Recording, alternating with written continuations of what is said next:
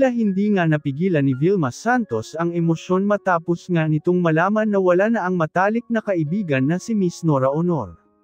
Ayon sa balita, halos mawalan nga daw ng malay si Vilma nang makita nito sa huling pagkakataon ang malapit na kaibigan at talaga daw na hindi nito matanggap dahil nagkausap pa daw sila nitong nakaraang araw. Samantala pinatunayan naman ni Vilma kung gaano kabuti ang puso ni Nora matapos nitong ibahagi ang bidyong ito. Noong may kaibigan po ako na nasa miyembro ho ng Iglesia ni Manalo,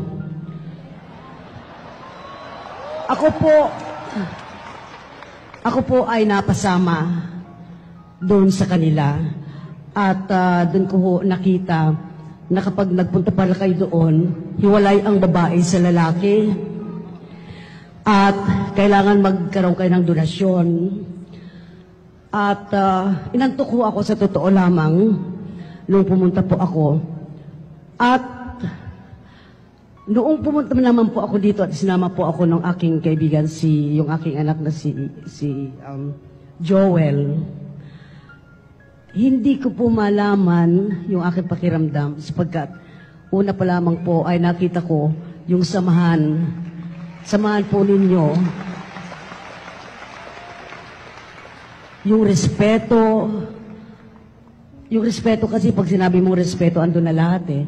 Andun na yung pagmamahal, andun na lahat yun.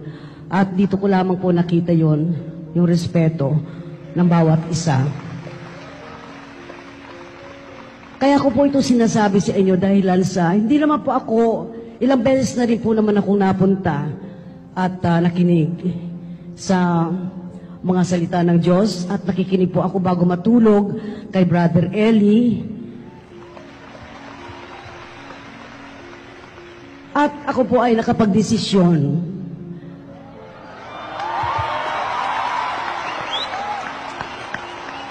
Ayaw nga pong maniwala sa akin si Joel, pero sabi ko, anak, buo sa aking puso na ako'y aalib na po sa inyong lahat.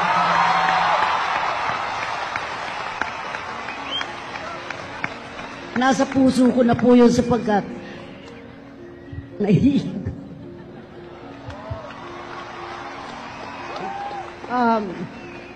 sa totoo lamang po, dito ko lang po talaga naramdaman ng pagmamahal. At kulubin po ng Diyos na matuloy sa susunod na linggo, ito po ay hinihintay ko.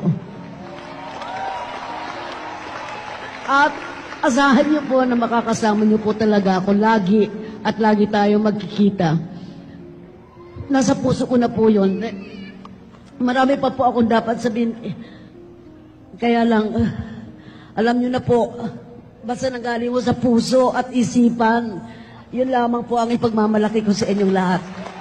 Talagang desidido na po ako.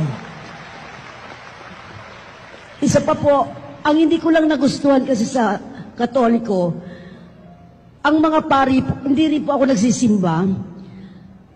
Ang mga pari po kasi, nung unang mga nagpupunta ako sa simbahan, kapag nakikita po ako, ang sermon nila, pag nakita ko Nora Honor, nawawala na ho nung sermon na totoo para sa mga tao na dapat sabihin. At saka kung bakit kinakailangan ang mga pare ay sumali sa dapat salihan. Katulad ng mga nangyayari po ngayon, hindi ko na lang po babanggitin, pero hindi ko po gusto yata yung ginagawa nila na dapat pagkasundo nila ang mga tao, pinag-aaway pa ho nila. Yun lamang po. Kaya ako po ay totoong nagdesisyon na nakakawala na po ako dun sa pagiging Katoliko. Maraming salamat po.